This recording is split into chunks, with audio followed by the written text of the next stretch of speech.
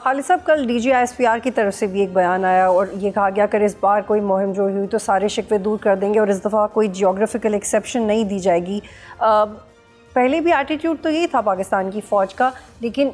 Now this is much dangerous than earlier कि पहले तो फिर भी लिहाज कर लिया था कि जो मिलिट्री इंस्टॉलेशन है वहीं पे हमला करेंगे, लेकिन अब वो कह रहे हैं कहीं लिहाज नहीं करेंगे। देखिए, पहले हमने जो पाकिस्तान हुकूमत ने ख़ास तौर पर मुसल्लह अफवाज ने और पाक फ़िज़ाइया ने भी जो 6 और 7 की दरमियानी बात किया था, वो एब्सोल्युटली कोई कन्फ्यूजन नहीं है कि बहुत रिस्ट्रेंट किया था।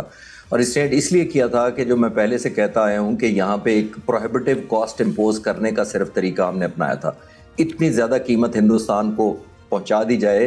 कि या फील करवाई जाए कि वो देंगे कि वो पुल बैक करे। जो आपने नोट किया, वो सीज़ फायर पर ना सिर्फ आमादा हुए बल्कि अमेरिकन प्रेसिडेंट तक पहुँच गए थे।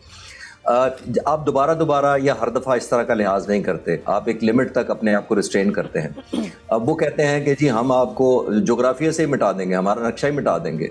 तो बचपन में ऑन द लाइटर नोट मुझे तारीख और जोग्राफिया इकट्ठा पढ़ाया जाता था, तो मेरा ख्याल है जोग्राफिया से पहले अगर हिंदुस्तान की लीडरशिप तारीख पढ़ ले पहले अपनी, और पुरानी तारीख में ना पढ़ें, सिर्फ 5 महीने पुरानी तारीख पढ़ लें तो बड़ा कुछ आइंदा के लिए काम आ सकता है। पहली बात तो ये है।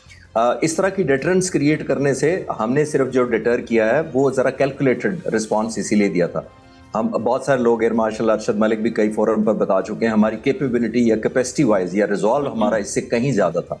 लेकिन हमारा मकसद नहीं था वो क्रिएट करना इफेक्ट। लेकिन अगर आप टेस्ट करना चाहते हैं हमारी टॉलरेंस, तो जाहिर है उसको तो फिर अनलिमिटेड रिजॉल्व की तरफ हमें जाना पड़ेगा, जो कि इस खत्ते के लिए भी डेंजरस है। और हम बात यही कर रहे हैं कि ऑलमोस्ट 1.8 बिलियन लोग जो इससे रहते हैं, उनके मुस्तकबिल को हम दाव पर नहीं लगा रहे, हमारा नेबर मुल्क लगा रहा है। और मेरा ख्याल है उनको वैसे ही आपने नोट कर लिया होगा, एक फ्रस्ट्रेशन है दोनों तरफ से डिस्क्रेडिट होने की, ना सिर्फ फ्रंट फोर्सेस पर के सामने जो हम कन्फ्रंट किया फोर्सेस ने उस पर फ्रस्ट्रेशन है, दुनिया से आइसोलेट हो चुके हैं। तभी 93 दिन बाद 9 सितंबर को उनको याद आया उनके एयरफोर्स चीफ को, जब उन्होंने 58 मिनट की एक स्पीच की, तो 28वें मिनट पर जाकर, 93 दिन बाद भी 28वें मिनट पर जाकर उनको ख्याल आया कि हमने पाकिस्तान के जहाज भी मारे हैं। आखिरी बात मेरी तरफ से ये है कि अभी जो उनके आर्मी चीफ ने बयान दिया है और एयर चीफ ने बयान दिया है, मैं इंटरनेशनल मीडिया फॉलो कर रहा था, आप कहीं उठाकर देख लें अगर कहीं उनको कवरेज मिली हो। वो कवरेज इसलिए नहीं मिल रही कि पाकिस्तान मना कर रहा है, इसलिए नहीं कवरेज मिल रही कि उन्होंने देख लिया है कि ये इन लोगों की डिसक्रेडिटेड और बेसलेस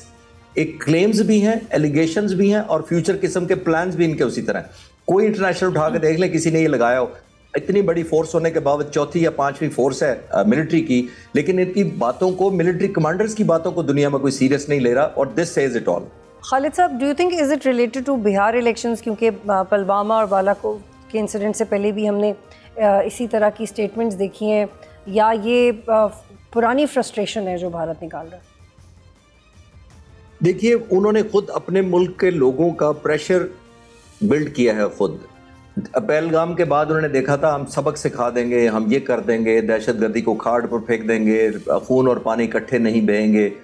तो जो एयर मार्शल अरशद कह रहे थे कि वो बॉलीवुड की एक उनको शायद ज़्यादा बिकता ज़्यादा है, तभी उन्होंने कहा है कि ऑपरेशन सिंदूर बंद नहीं हुआ, जारी है। जारी इस तरह है कि बॉलीवुड में 4 प्रोड्यूसर्स ने एक एप्लीकेशन दी हुई है कि हमें ये नाम या टाइटल फिल्म बनाने के लिए दिया जाए, तो शायद पार्ट 2 वहाँ बनेगा। वहाँ क्योंकि इतने लोगों के इमोशन से खेला गया, और अब वो जाहिर है मिलिट्री ऑब्जेक्टिव्स अचीव नहीं हुए, और मिलिट्री ऑब्जेक्टिव सबसे पहले ड्रॉ करना पड़ता है जब आप किसी जंग पर जाते हैं कि आपके मिलिट्री ऑब्जेक्टिव्स हैं क्या। हमने तो डिफेंड करना था। जब ऑफेंस आप लॉन्च करते हैं मिलिट्री ऑब्जेक्टिव के लिए, तो देखिए आप ऑफेंस करने के वाले के पास इनिशिएटिव होता है, चॉइस ऑफ टारगेट होती है, उसके पास इंटेंसिटी होती है, उसके पास मीडियम होता है, उसके पास सरप्राइज होता है, उसके पास टाइम होता है, ये सब कुछ उसके हक में जाता है, तब वो ऑफेंस लॉन्च करता है। हिंदुस्तान ने ऑफेंस लॉन्च किया,